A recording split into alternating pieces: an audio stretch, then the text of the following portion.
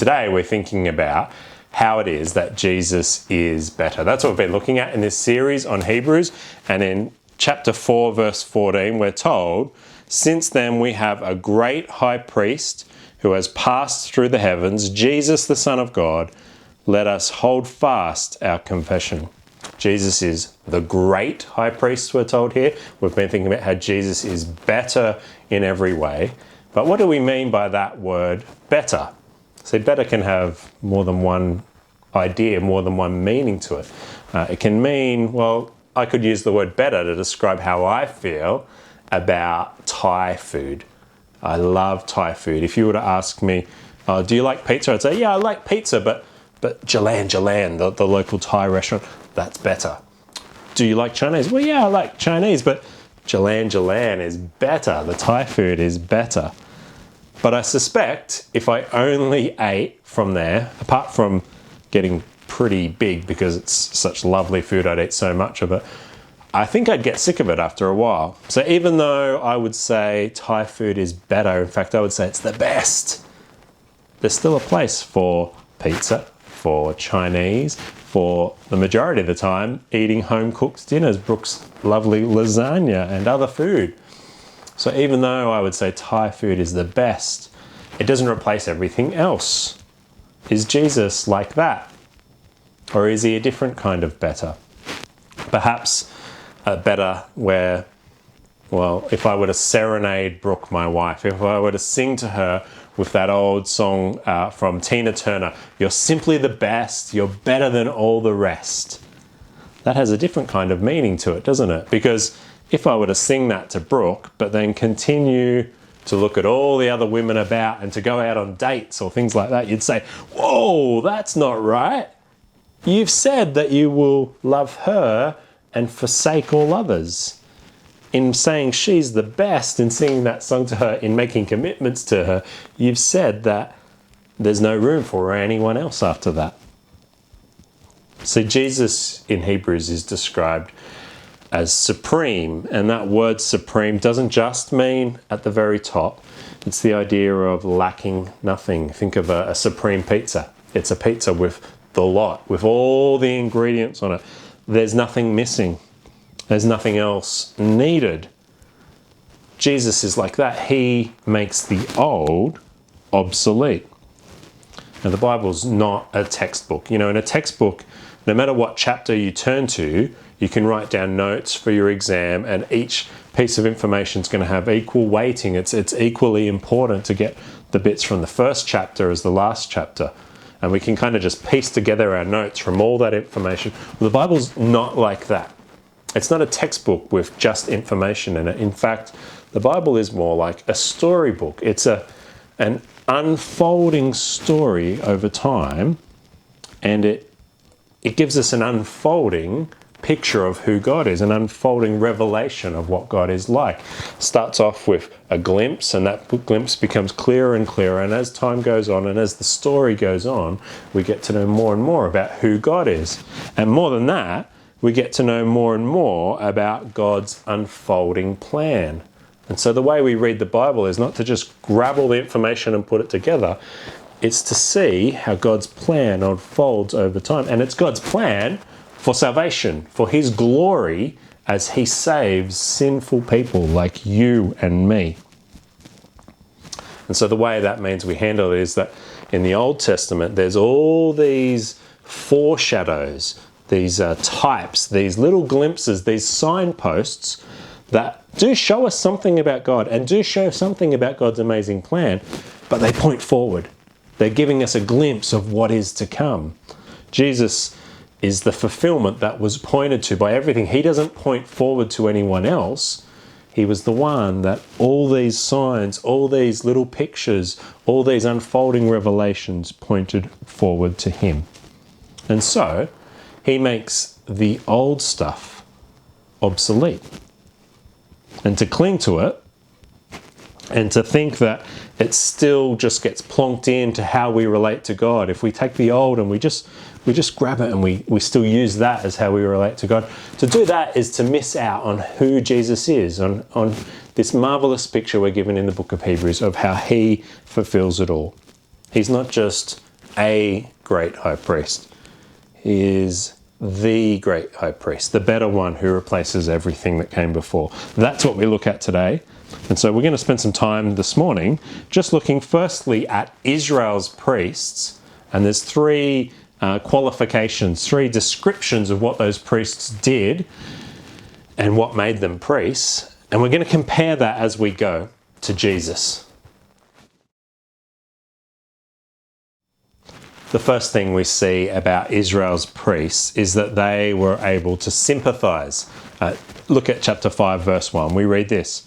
For every high priest chosen from among men is appointed to act on behalf of men in relation to God, to offer gifts and sacrifices for sins. He can deal gently with the ignorant and wayward, since he himself is beset with weakness. Now it's talking about the priest there. The he that can deal gently with ignorant and wayward people is the priest, because the priest is very human, fully human, one of us. And so Israel's priests were able to understand the failings of all those around them. Why? Because they were beset with weakness themselves. They had these exact same failings. And so they were able to sympathize. And that's a key aspect of what the priest needed to be able to do. A priest needed to be able to sympathize with the people he represented. Otherwise, he couldn't represent them. How could he represent them if he had no idea what it was to be one of them? And then we move to, well, what about Jesus then? Well, the author tells us back in the end of chapter 4 in verse 15 that we do not have a high priest who is unable to sympathize with our weaknesses. But we have one, Jesus, who in every respect has been tempted as we are, yet without sin. Jesus can sympathize with us because he knows what it is to be human. He is fully human, not just the appearance of human. God became man. That baby born in the stable was a real baby and grew up to live a real life where he faced real temptation. But we're told here he faced temptation in every respect the same as us, yet for one difference. He was without sin. See, in the pit of sin that we find ourselves in, every other high priest, every priest that's come before or since, could sympathize with what it means to be in that pit because they're in the pit with you. They too cannot beat their own sin. The difference with Jesus is that not only is he able to sympathize, he came down into that pit with us, but he's the one and only one who conquered, who climbed out, who wasn't held by sin, who wasn't caved into it. Instead, he was without sin in every way, defeated sin, because he was perfect, morally perfect, all the time in every way. And so Jesus is one who is better than the old high priests because, yes, he sympathizes like them with us in our weakness. But unlike them, he alone has defeated sin. The second thing we see is that the Jewish priests needed to be able to offer sacrifice for sin, to open up access to God. That was their very role. That was the essence of their job. A sinful people, to be able to approach a sinless, perfect, holy God, needed their sin acknowledged and dealt with. And so we're told in chapter 5, verse 3, that's what they did. That's what the priests did. Because of this, we read, he, the high priest, is obligated to offer sacrifice for his own sins, just as he does for those of the people. There needs to be a sacrifice made for sins, but in the old ways, the priest couldn't really save others because he couldn't even save himself. A sacrifice needed to be made for him just as it was for others. Now, Jesus fulfills this requirement of being able to make a sacrifice for sin and bring access to God in a way that is so much better, that no one else could.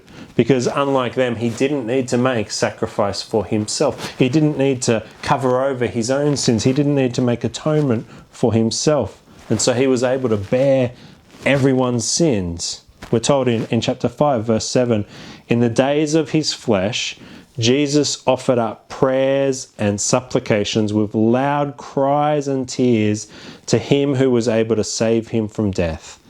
And he was heard because of his reverence.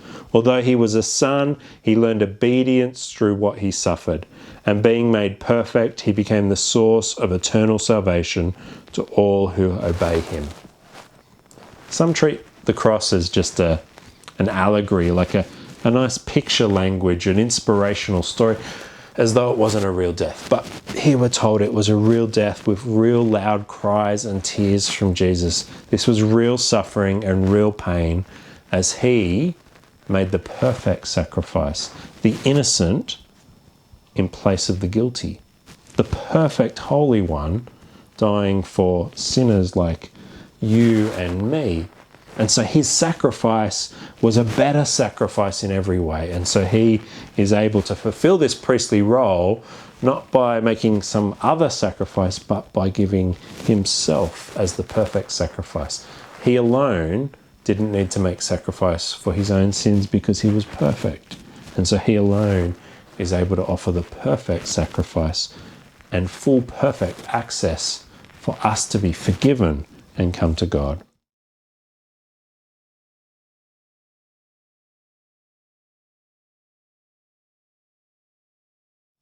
The third and final point that these priests needed to be able to do was, well, they needed to show that they weren't self-appointed. It was God ordained. No one could take this role upon themselves. Have a look at what he says in verse 4. No one takes this honor for himself, but only when called by God, just as Aaron was. The priestly line was appointed by God. Well, what about Jesus? Verse 5.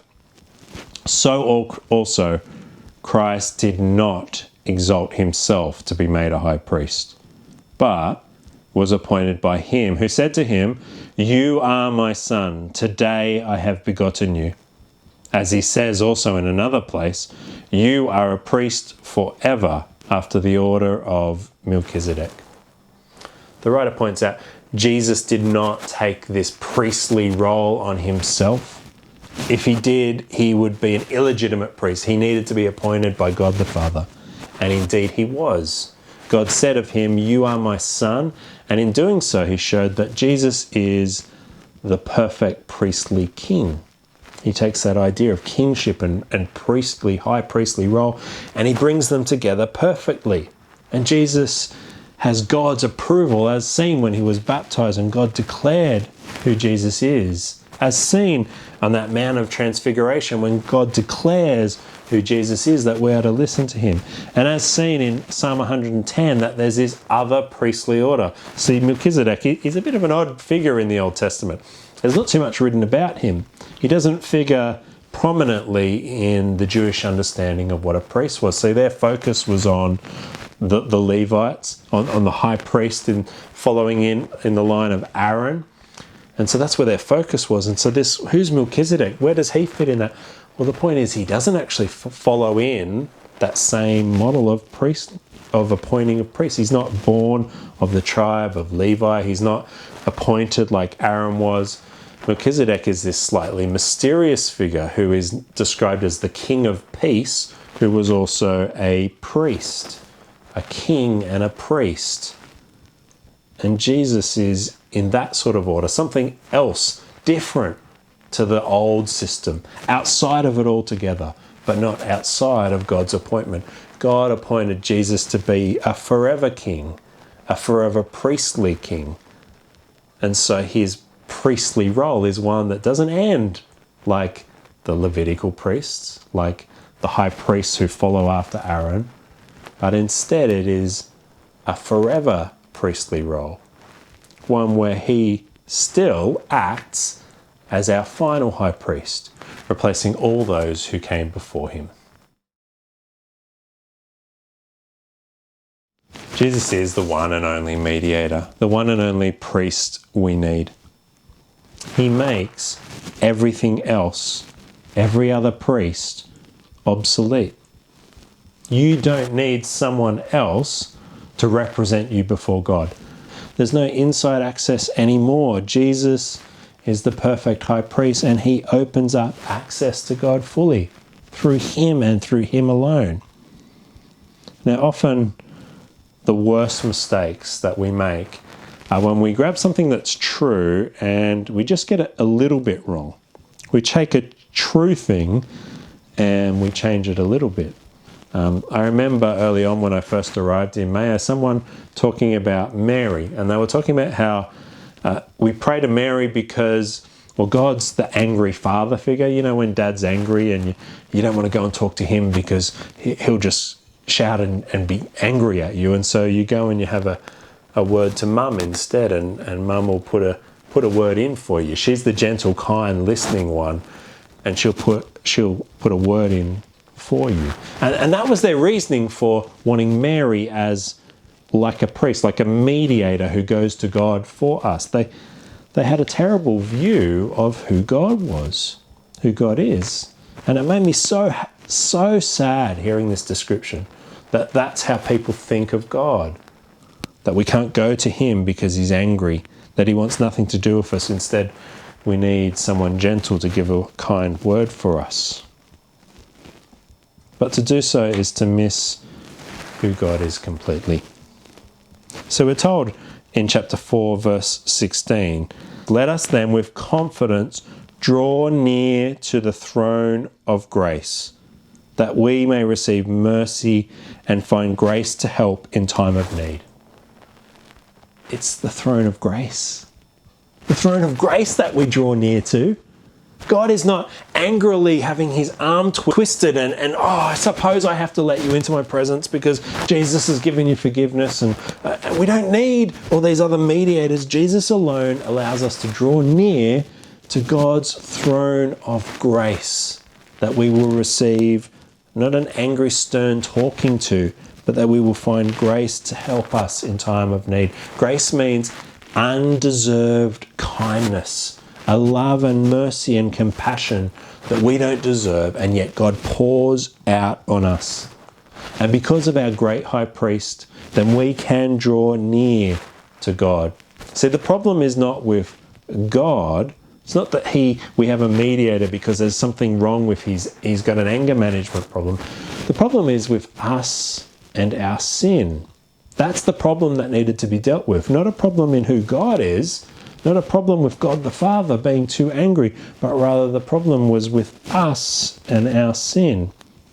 And we read that we now have a high priest, Jesus, a great high priest, who has passed through the heavens, who has conquered our problem of sin, who has washed us clean by his cleansing blood, that we can now approach God, yes, God the Father, the throne of grace, with confidence. Friends, that is good news, and that is a reminder that if you are putting your trust in any other mediator, any other go-between, any other way of working yourself into God's presence apart from Jesus, then you are missing out on the fullness of who God is. He has ripped that curtain in two. When Christ died on that cross, access is granted in Jesus' name through his blood for all who will trust him and obey him as their King and their Saviour. Come to God with confidence because Jesus is better. He is the great high priest. We need no one else apart from him.